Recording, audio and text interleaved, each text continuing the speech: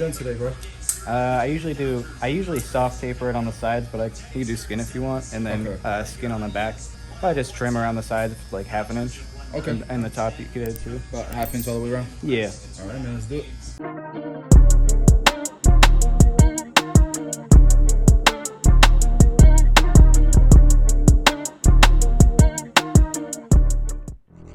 YouTube, this is a little different than most of the haircuts that we do on this channel. We're gonna do mostly shear work, do a soft taper. You heard the consultation. He styles his hair pretty much how you saw it when he walked in, and so I'm just taking a section at the fringe. I cut a ½ inch off just like he asked, and then we're gonna take about ½ inch to inch sections all the way back. His hair's a little long, so we can get away with 1 inch sections, and then we're just walking everything over to the sides, from the middle to the sides.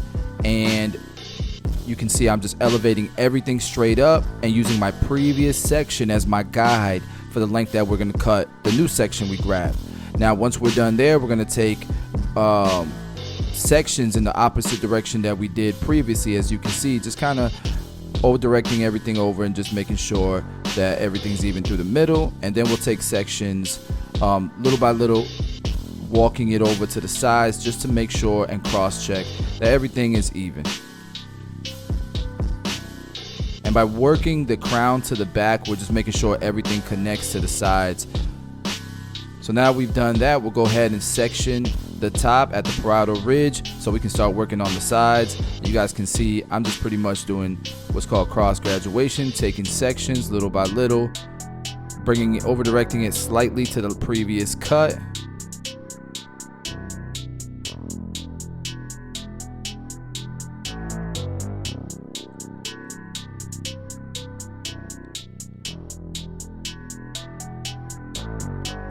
We're doing this all the way until we get to the back.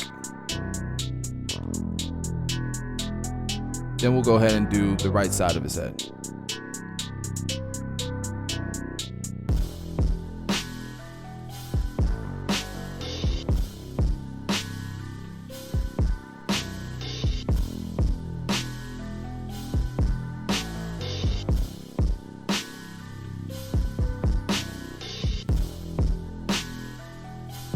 And now we're just going to kind of walk everything over to the middle of the back of his head. Remember, we did cut some length there to connect it, so it should just be a matter of going from the sides to the back and just connecting it.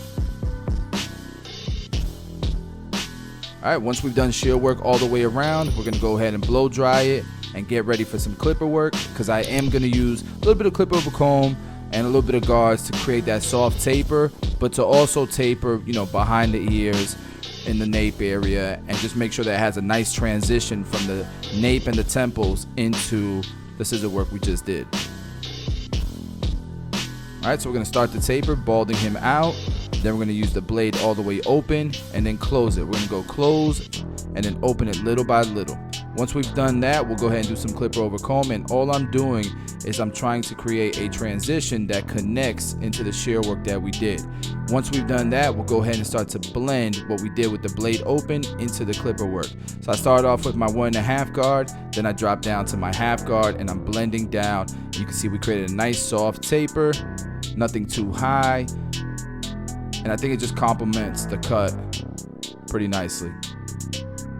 Now we'll go ahead and detail, doing some clip over comb with a finer tooth comb.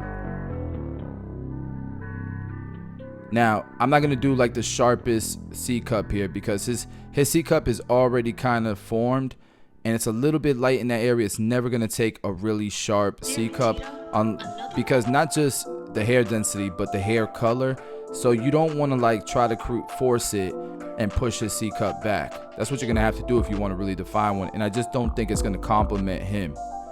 So again, we're doing clipper over comb behind the ear, around the nape area. And this is why I didn't really do any shear work below this point, or scissor work, wherever you know, whatever term you use.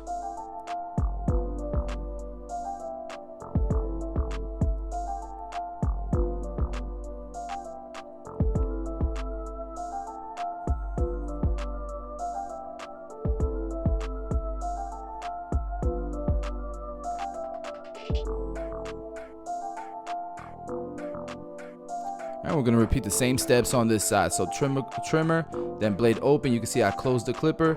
I'm going opening it little by little. We already did clipper over comb here, so we can jump straight to that 1.5 guard, close it, and then follow up with the half guard to finish off the taper. And there's the half guard. Now here I did jump up to that 1 guard. I don't think I used the 1 guard on the other side, but we did it just because it was a little part, and especially as you get near the ear connection, there's always like a little spot there that's changing its hair growth pattern, and so it can be a little dark there, so you got to do a little bit more detailing in that space. Then we created the C cup. Again, not going too crazy with it, because then you're gonna have to push his hairline back, and it's just not gonna look nice. It's not gonna complement his specific hair characteristics.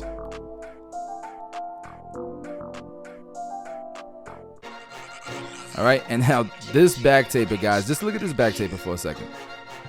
That's not an easy back taper. He's got a space there, especially in the middle of the neck area, that wants to grow into a tail. He's got crazy hair growth patterns. So I'm gonna try to create a nice soft taper without bringing it up too high. It's gonna be really, really difficult, because like I'm pretty much trying to surf in super super rocky water, right? Does that make sense? Like, there's a lot of like rocks and stuff in this water, so it's gonna be hard to surf here. So we're gonna try to do our best by being very meticulous, but it's not, this taper on him is never gonna come out like it would on someone with just a hair growth pattern with dark hair that grows straight down. It's just never gonna happen. And so if you've struggled with this type of hair texture and these type of hair growth patterns, I mean, don't get hard on yourself. There's barbers that will claim they can fade anything, and then, you know, if you saw them in real life, that would be total cap. But this idea that every hair canvas can take a perfect blend, it's not true. Maybe the sides can, but there's gonna be somewhere on pretty much everybody's hair that's gonna be less than preferential for a nice fade. And I think I made that word up, but you know, you guys can fact check me. And so like his hair, even around the occipital bone, it looks like it wants to like pop up. There's a ridge there, and I'm trying my best to get it to soften up and lay down better. But this was probably the most difficult part of his haircut for sure, by far. But I think we're still getting a decent taper back here, considering the circumstances. And then that hard ridge line, I tried to kind of blend and soften up a little bit with these blending shears. So I think what matters most is just trying to learn from this challenge, try different techniques, and then, you know, if something works, then you know that's something you can use in the future. That's why reps is the most important part of learning how to cut hair.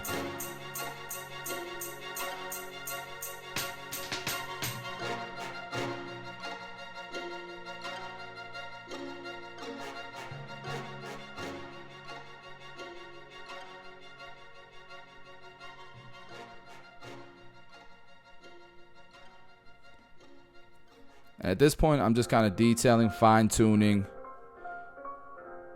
the cut.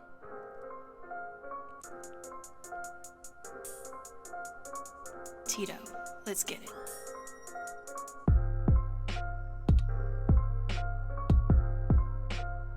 This isn't a difficult haircut, I don't think. It used to be in the beginning for me. But guys, this is the before. Take a look after. It's laying nice and soft. It got some flow to it. That little soft taper that's there.